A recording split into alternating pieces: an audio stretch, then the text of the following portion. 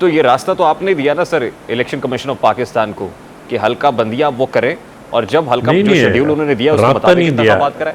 Empower किया उनको, empower किया उनको, क्योंकि president's office is a consultative office.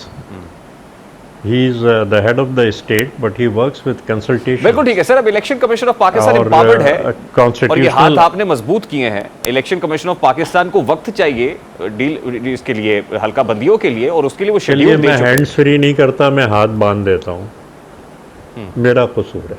लेकिन प्रेसिडेंट ने जो लिखा है उसका मतलब कुछ और है। मैं देखिए हाथ बांध के आपको दिखा रहा हूँ, मेरा हाथ है, सारी साजिश मेरी की हुई है। अब इसका क्या मतलब? जो कानूनी पोजीशन है वो ये है जिसको कि प्रेसिडेंट साहब ने तस्लीम किया है, और इस पोजीशन के कहा है कि इलेक्शन कमीशन ऑफ पाकिस्तान में seek guidance, it's not shall seek guidance कि आप कोर्ट में जाएं या ये।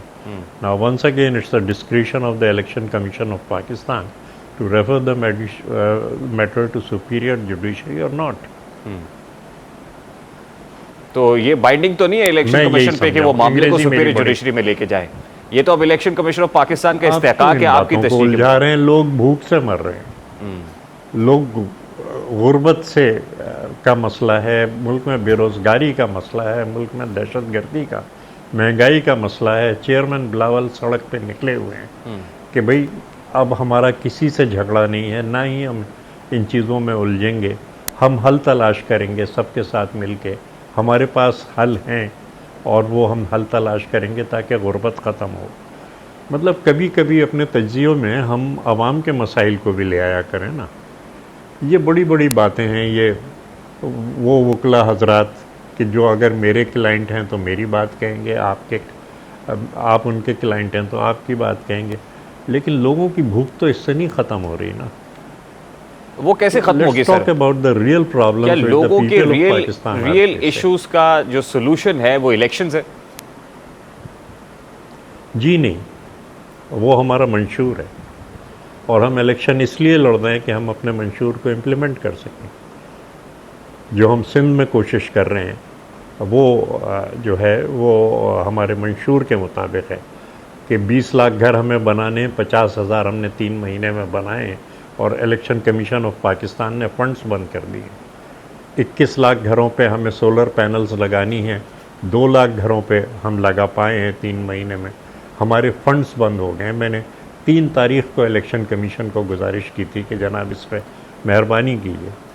कल एक मज़ीद ख़त लिखा है कि जनाब सारे स्कूल जो हैं वो तबाह हो चुके हैं और आपके जो पोलिंग स्टेशन हैं वो स्कूलों में बनाए जाएंगे, तो आप उन फंड्स को फ्रीज न कीजिए।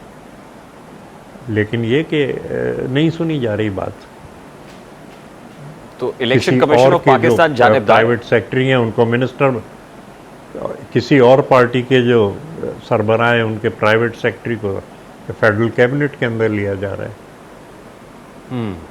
आपका इशारा पाकिस्तान मुस्लिम लीग नून की तरफ है और फवाद हसन फवाद की इशारा नहीं, सीधी बात है जी, सीधी बात है सर। फवाद हसन फवाद है, सीधी बात है। फवाद साहब को लिया गया है जी।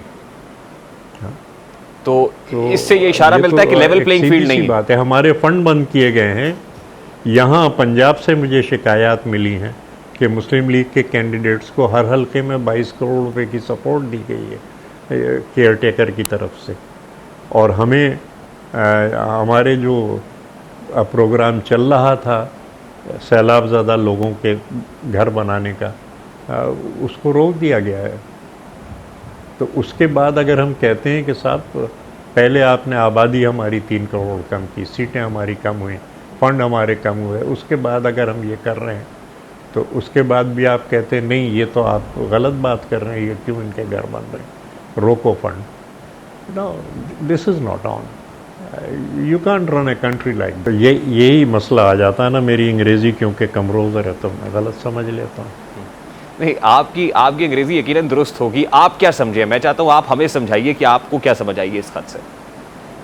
नहीं, आप आखिरी पैराग्राफ पढ़ दीजिए ताकि लोग भी समझ जाएं। जी बिल्कुल ठीक है सर। वो कहते हैं कि therefore taking into account all of the above, यानी ऑल ऑफ द अबव से मुराद ये है कि इससे पहले उन्होंने चारों जो प्रोविंशियल गवर्नमेंट्स हैं उनका हवाला दिया है। फिर उन्होंने वफाकी हुकूमत का जो पॉइंट ऑफ व्यू है वो दिया है कि वो ये समझते हैं कि इलेक्शन एक्ट में तरमीम के बाद अब इलेक्शन कमीशन ऑफ पाकिस्तान के पास ये मैंडेट है कि वो तारीख अपॉइंट करे। वो कहते हैं therefore taking into account all of the above, the election commission of Pakistan in consultation with provincial governments and political parties under the relevant provisions of the constitution, and in view that some of these matters are already sub judice, may seek guidance from the superior judiciary for the announcement of a single date of the general elections to the national and provincial assemblies. वो ये कह रहे हैं कि election commission of Pakistan ultimately superior judiciary से राब्ता कर सकता है या रहनुमाई ले सकता है। मे सीक है जी, वो भी कोई हुक्म नहीं है, मे सीक द गाइडेंस है।